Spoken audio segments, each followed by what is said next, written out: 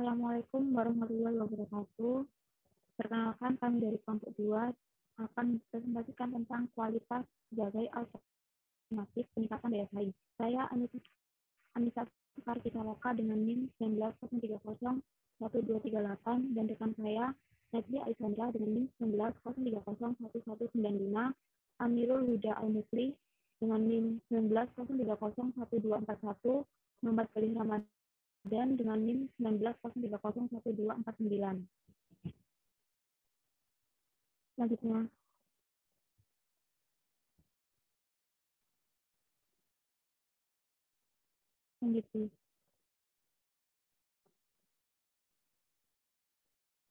kualitas, probabilitas, dan daya saing.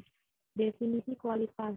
Kualitas didefinisikan sebagai segala hal yang menentukan kepuasan konsumen dan disertai upaya terus-menerus ke arah perbaikan atau dikenal dengan istilah QMAT, Quality Meet Agreed Terms and Change. Profitabilitas adalah kemampuan untuk memperoleh keuntungan, memperoleh laba. Dengan ini, perhatian suatu perusahaan tidak terfokus pada produk dan jasa yang dihasilkan saja, melainkan juga memperhatikan aspek proses sumber daya manusia dan lingkungan. Selanjutnya, setiap perusahaan menghadapi 5 kekuatan atau faktor persaingan seperti yang di bawah ini. Yang pertama, pesaing dalam industri yang sama atau faktor penentu persaingan.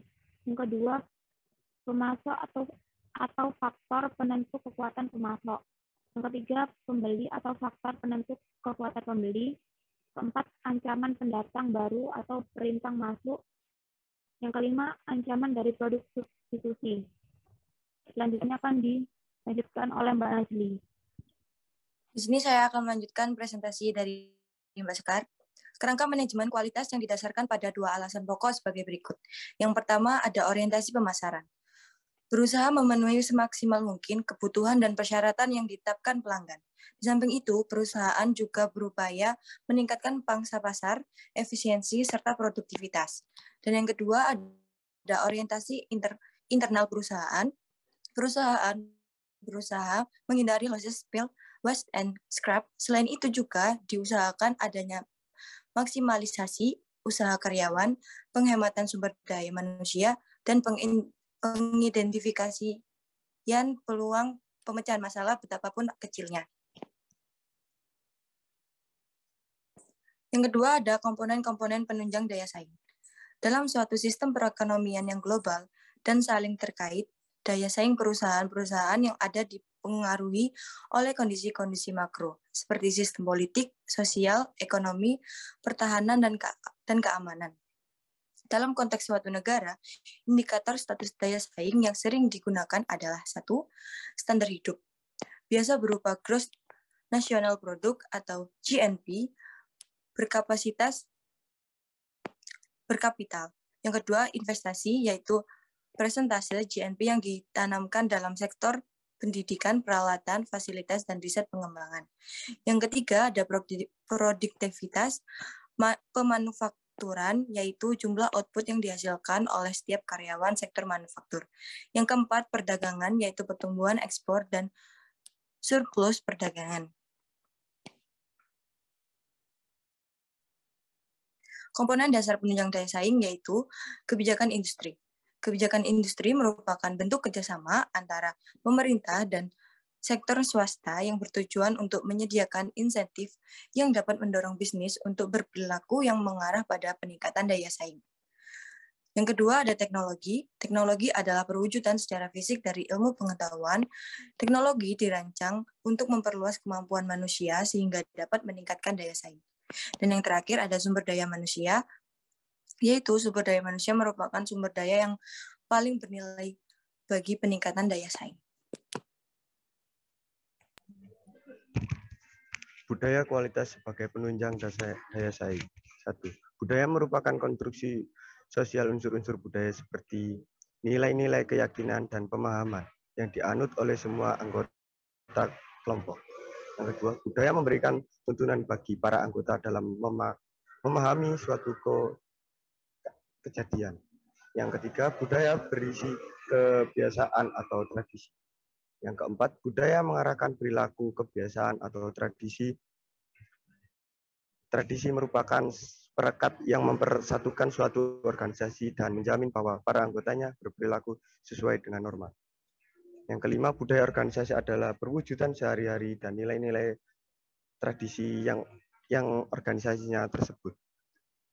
Yang keenam, budaya kualitas adalah sistem nilai organisasi suatu lingkungan yang kondusif bagi pembentukan dan perbaikan kualitas secara terus-menerus.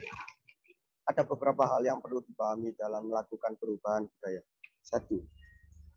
Pahamilah secara terciptanya budaya yang sudah ada. Yang kedua, jangan memusuhi sistem yang sudah ada, tetapi perbaikilah. Yang ketiga, bersiaplah untuk mendengarkan dan mengamati. Yang keempat, libatkanlah setiap orang yang mempengaruhi oleh perubahan. Slide selanjutnya. ISO 9000 dan daya saing.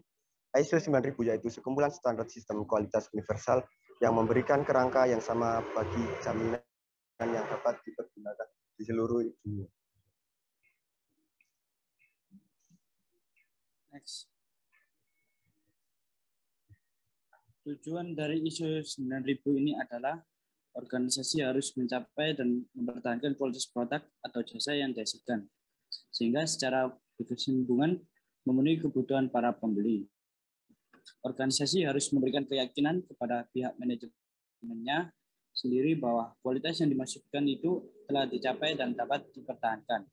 Organisasi harus memberikan keyakinan kepada pihak pembeli bahwa kualitas yang dimaksudkan itu telah atau akan dicapai dalam produk atau jasa yang dijual. Next. Konsep value chain dan kemitraan. Rantai nilai adalah suatu aktivitas yang relevan dalam proses pengadaan, penyimpangan, penggunaan, transformasi, dan disposisi sumber daya. Mulai dari rantai nilai pemasok sampai rantai pembeli. Mulai dari aktivitas pengamanan sumber pasokan sampai layanan purna jual. Next.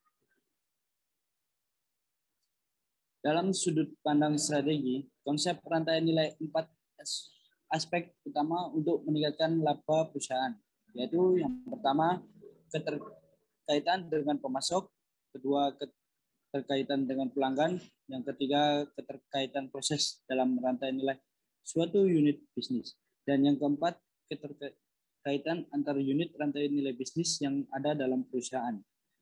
Makna hubungan yang terkandung dari istilah kemitraan adalah membina kerjasama untuk mencapai suatu tujuan di mana semua pihak yang terlibat akan memperoleh manfaat atau keuntungan. Pihak-pihak yang dapat dijadikan mitra antara lain pemasok, rekan kerja, pelanggan, dan pesaing potensial. Sekian presentasi dari kelompok kami. Wassalamualaikum warahmatullahi wabarakatuh.